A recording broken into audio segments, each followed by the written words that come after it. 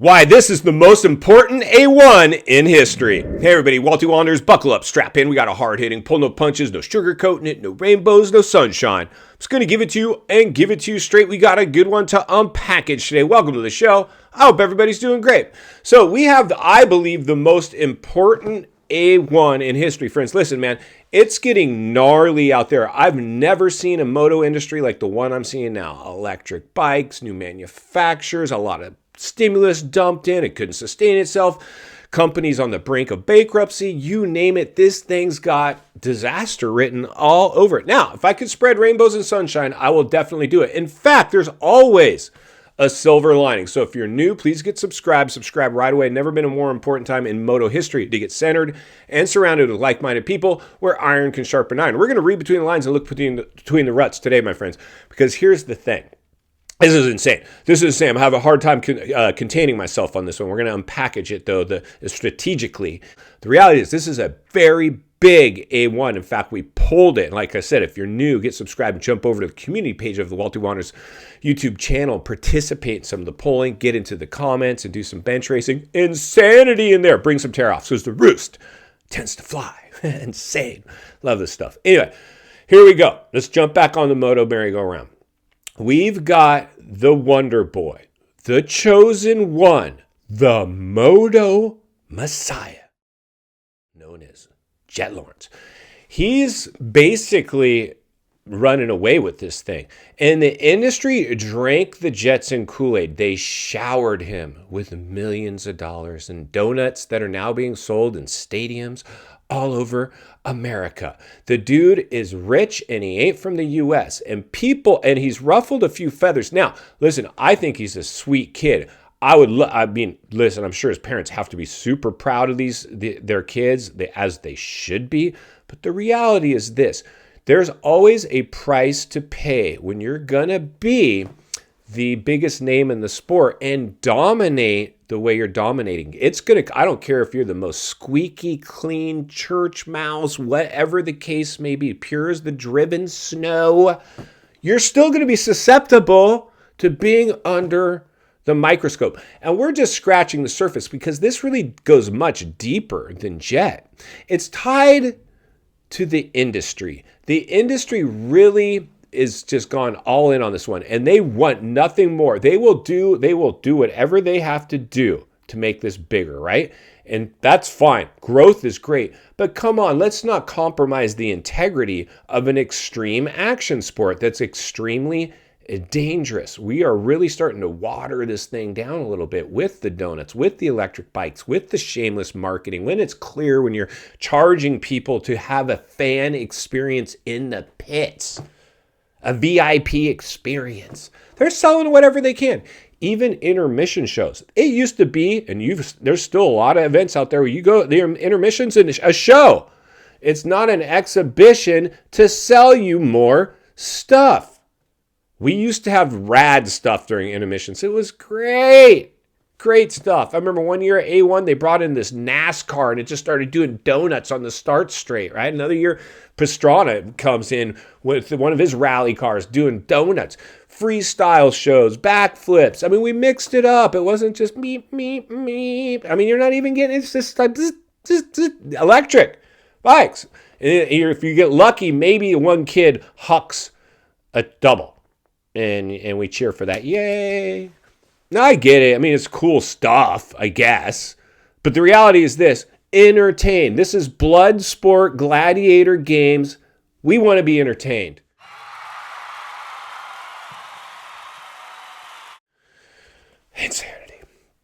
Insanity. So we pulled it on the show because here's the thing, friends. If somebody doesn't stop Jetson, it's just going to be, the industry's actually in really big trouble. They almost bit the hand that feeds them in one sense. Because if Jetson just starts to mop up everybody, like with ease, which clearly looks like he can, right? It would be no surprise to any of us.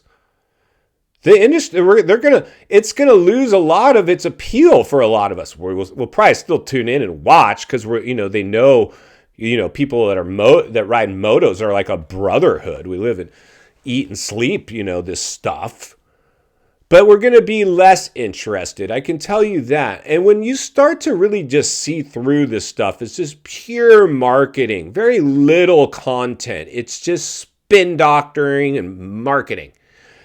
That's dangerous. Now, here's the thing. Jetson, a lot of people, I mean, like I said, you're a good kid, man. Jetson, you're a good kid, brother. And your parents, great people. And you guys deserve every penny that you're getting paid. And we'd be idiots if we didn't accept that type of payment, right? And be willing to do whatever it took to maximize how many dollars we could gain. But at this point, that's why you see Jetson now tatting up. And he's like, dude, I've got basically forever money. He's already got what our previous stars, the Villapotos, the Dungies, the McGraths, you name it. Those dudes had to take 10 years to get what Jett's made in 2 years. Jett's already could hang his boots up tomorrow. He's set for life. Guaranteed. If I was a betting man, I'd bet guaranteed. Investment portfolio, massive. His money's making money for him. He's done. He's good to go. And the industry doesn't understand that because, you see, they put all their effort into Jetson. He's the new face.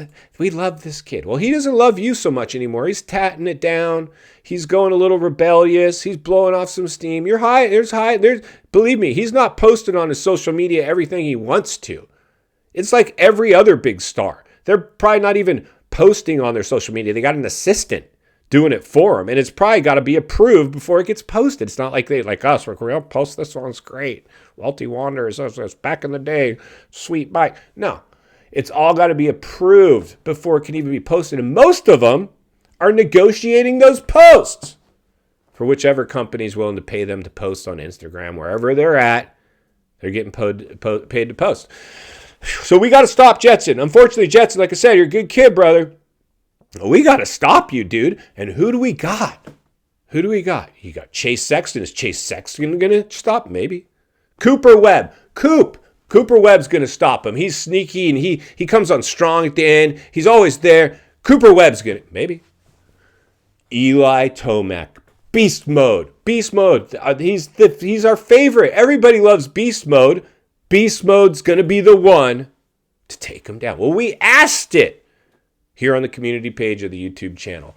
Who has the best shot of taking down the Wonder Boy? In fact, scratch that. What it was is, who is going to win A1, which is in essence who's going to take down the Wonder Boy, unless you're voting for the Wonder Boy. But who we asked, and there's only 4 options available. Is it going to be Wonder Boy going to win? Is it going to be Tomac's going to win? Is it going to be Cooper Webb that's going to win? Is it going to be Chase Sexton's going to win? Dude, this is insane. If you're betting, you're going to love this next part, because it's going to tell you where to put your money, I believe. Now, anything's possible. A1's the best race of the year traditionally. And hopefully they don't ruin A1. But I don't know. Doing something dumb. Different whistle blowing video. Somebody's going to win A1, and anything could happen in A1. You can, like Ricky. Ricky, as hard as we are on Ricky, he's got some really good ones, and he should really lean on those. Which is, you can't win the championship at A1, but you can lose it. You can certainly lose it. Now, I've seen some of these guys, the James Stewarts of the past, and I bet you Jetson could do it too. Get a DNF at A1 and still manage to come back and win the series. But it's not easy. You definitely are putting yourself behind the 8 ball. But it's crazy, because between Eli, Chase, and Cooper Webb, it's crazy. Who's got the best chance to win A1? Well, let's jump over, take a look at some of the results, maybe even take a look or a lap around some of the comments. Then we'll meet back here and wrap it up. Let's get started. All right, race fans, buckle up, strap in, roll up your windows, lock your doors, and throw on an open face and a fresh pair of tear-offs, because the roost is about to fly. When asked on the Wealthy Wanderers community page of the YouTube channel, who's going to win A1 this season? The overwhelming response was between Eli Tomac and the Chosen One. Almost a coin toss, but Eli edging out the Wonder Boy? Are you kidding me? And they left Chase and Cooper Webb in the dust. Let's go ahead and take a lap around some of the comments. First up out of the starting gate, YZETC, rocking it open-faced and some work boots with, I voted Eli Tomac. I'm looking for a great night of action. I hope Eli is feeling it. I hope Webb's in shape and motivated. I hope Jett doesn't touch anybody's helmet chin bar. I hope Chase still has a job. Ouch, brother, ouch. Good one. Let's see who's up next. On Johnson, pops the clutch, pulls a tear off, and comes in with ET3 is going to send it for sure. Just don't let Jett get in front or he is gone. Boom. Let's hope not. Let's hope beast mode can go beast mode and chase that kid down if he needs to. Let's see who's up next. TGC 1023 goes flying through the whoop section, feet off the pegs with ET3 2025 450 SX and MX champion. Boom, and there it is there. He's already talking the outdoors for beast mode. Sorry, Jett. Let's see who's up next. Wayne Cottle crosses the finish line jump with a Mad Goon air, lights the candles, and gets a Bubba-style neck burn with, I think Jett's showing his true colors and people aren't falling for the dorky, happy-go-lucky kid that happens to win on a dirt bike. I think there's many guys that want a piece of both the Lawrence sisters, actually. Boom, and there it is there. That one hurt, bro. That one hurt, but you might be right. Thanks to everybody who participated. Make sure you guys jump in and read the rest. There's some barn burners. Make sure you bring some tear-offs because the roost tends to fly. Let's jump back to the studio and wrap this one up. All right, friends, welcome back. And there you go. Beast mode, you're our guy. Dude, this is a tight one.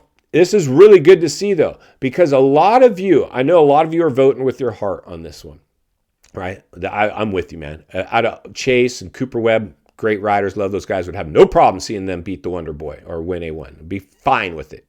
Anybody but the Wonder Boy at this point. And not because I'm against the Wonder Boy, it's because I'm for the series. I want to see this thing come down to a barn burner in Utah.